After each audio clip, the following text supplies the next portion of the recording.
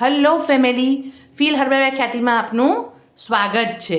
આપણે તમે જે જોઈ રહ્યા છો એ શેમ્પૂ નથી પણ સૌંદર્ય ઉપટન જે આપણે બનાવ્યું હતું. અહીંયા હું ઉપર તમને એનો ફોટો બતાવું છું. એ જે બનાવ્યું હતું એનું આપણે બોડી વોશ કમ ફેસ વોશ બનાવ્યું છે, જેનાથી તમે નાહવામાં પણ એનો યુઝ કરી શકો. તમે પાવડર બેઝ ન યુઝ કરવું હોય તો તમે એનો પેક તરીકે યુઝ કરો, અને બાકી તમે એનો બોડી વોશ કમ ફેસ વોશ તરીકે પણ યુઝ કરી શકો. એટલે એ હું આજે તમને બતાવવા જઈ રહી છું.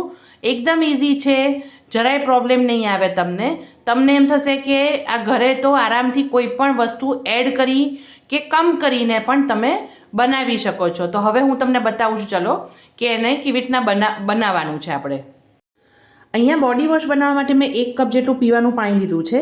તમે ગુલાબજળ પણ લઈ શકો છો, પણ એ બહુ મોંઘું પડી જાય આપણને. એટલે 1 કપ જેટલું મેં પાણી લીધું છે, એને મેં ગરમ કરવા મૂક્યું છે. હવે એ ગરમ થાય, ધીમે ધીમે બબલ્સ આવવા માંડે અંદર, એટલે આપણે એની અંદર મેં આના પહેલાં તમારી સાથે જે સૌંદર્ય ઉપટન શેર કર્યું હતું ને, એની 2 ચમચી મેં લીધી છે. એ હું આમાં નાખવાની છું. એટલે એનો અર્ક જ્યારે એનું આપણે આખું બોડી વોશ અને ફેસ વોશ બનાવવાના છીએ. એટલે આ મેં એ લીધું છે, 2 ચમચી જેટલું છે. તમે કંઈ પણ આ ના બનાવ્યું હોય તો તમે ચણાનો લોટ 1 નાની ચમચી, 1 નાની ચમચી મુલતાની માટી, 1 નાની ચમચી તમે પેલા સેન્ડલવુડ પાવડર, 1 નાની ચમચી એટલે કે ચંદન પાવડર, સેન્ડલવુડ મતલબ, પછી 1 નાની ચમચી પેલું લેમન પીલ અથવા તો ઓરેન્જ પીલ પાવડર, એ તમે લઈ શકો છો.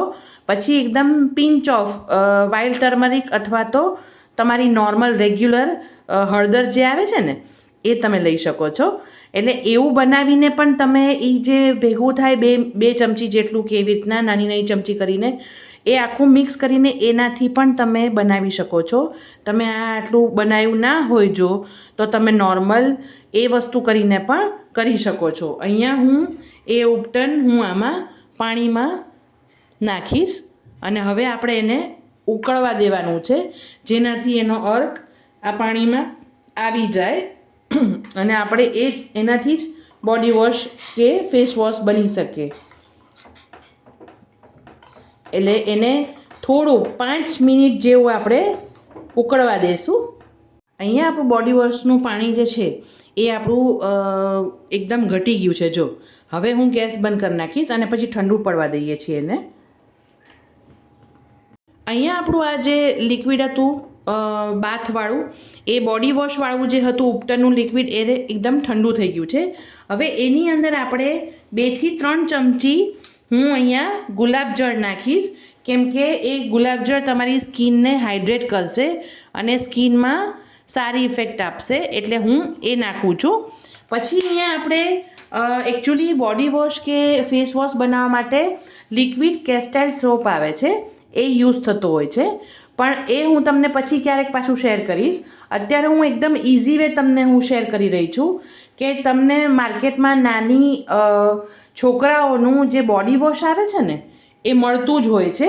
મારી પાસે પણ મેં આ લઈ રાખ્યું છે. એટલે તમે કોઈ પણ તમને જેવું ઉપટન ફાવતું હોય, ખીલ થતા હોય, તો તમે નીમવાળું બનાવી શકો છો. નીમ તુલસી છે, તમને જેવું ફાવે એવું તમે ઘરમાં તમારું બોડી વોશ અથવા તો ફેસ વોશ બનાવી શકો છો. હવે આપણે આ પાણી માટે જ્યારે લીધું હતું ત્યારે 1 કપ પાણી લીધું હતું, અને એને ઘટાડીને આપણે અડધો કપ કર્યું છે. તો અહીંયા અડધો કપ જેટલું હું આ જે બેબી વોશ છે એ લઈશ, એ હું નાખીશ. તમને એવું હોય કે વધારે જાડું જોઈએ છીએ તો તમે વધારે નાખજો, અને પછી આપણે એને હલાવી લેવાનું છે. અહીંયા આપણું બોડી વોશ કે ફેસ વોશ ઉપટનનું જે સૌંદર્ય ઉપટનનું છે એ રેડી છે.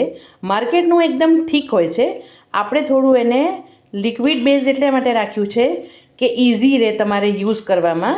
અને આની અંદર જે મેં ઉપટન નાખ્યું હતું, એટલે એની અંદર જેટલી બી કણીઓ છે, મતલબ જે પાવડરની, એ મારે એને ગાળવું નહોતું, કેમ કે થોડુંક સ્ક્રબિંગનું કામ પણ કરશે. તો મારે ગાળવું નહોતું. તમારે ગાળવું હોય ને તો તમારે ગાળી લેવાનું છે, અને પછી તમારે આ લિક્વિડ સોપ છે કે કેસ્ટાઇલ સોપ છે તમારે યુઝ કરવાનું છે. અને હવે હું આ એક મારી પાસે ખાલી બોટલ પડી છે એમાં હું ભરી લઈશ. તમારી પાસે પંપ બોટલ કોઈ ખાલી હોય, કોઈ પણ બોટલ ખાલી હોય એમાં તમે ભરી શકો છો. અહીંયા આપણું આ રેડી થઈ ગયું છે અને ભરાઈ ગયું છે. હવે જેની બહુ જ ડ્રાય સ્કિન હોય ને એ જ્યારે આ મિક્સ થાય ને એમાં તમે કોકોનટ ઓઇલ 1 ચમચી નાખી શકો છો, તમે બદામનું તેલ નાખી શકો છો. પણ આમાં ઓલરેડી મોઇશ્ચરાઇઝર હતું જ, મોઇશ્ચરાઇઝ કરે સ્કિન એવું જ હતું, એટલે મેં નથી નાખ્યું કેમ કે મારી સ્કિન ઓઇલી જ છે એટલે મારે એની જરૂર નથી. તમે આની અંદર વિટામિન E કેપ્સ્યુલ નાખી શકો છો 1, તમે પછી આની અંદર હોહોબા ઓઇલ નાખી શકો છો. તમે કંઈ પણ આમાં એડ કરીને મોઇશ્ચરાઇઝ માટે તમે નાખી શકો છો, જેનાથી તમારી સ્કિન ડ્રાય ન થઈ જાય અને કોઈ તમારે લોશન કે એવું વધારે લગાડવું ન પડે. હવે આ તમારે આની જુઓ તમે કેવી સરસ ઇફેક્ટ આવે છે. નોર્મલ પણ તમે એને યુઝ કરશો તો એમાં તમે જો ફીણ ને બધું સરસ જ મસ્ત થાય છે જો, બરાબર. અને તમારું ઘરનું બનાવેલું છે એટલે એમાં પાવડર બી સરસ યુઝ થયા છે એટલે વાંધો ના આવે.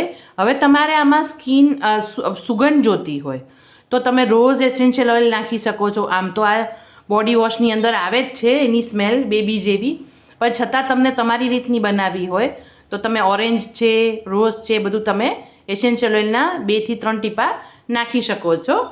એટલે હવે તમે વિચાર કરો કે તમે ઘરમાં જ એક ઉપટન પાવડર બનાવીને પણ ઘણી બધી વસ્તુ તમારા માટે રેડી કરી શકો છો ઘરમાં જ તમારી સ્કિનને અનુરૂપ, બરાબર છે.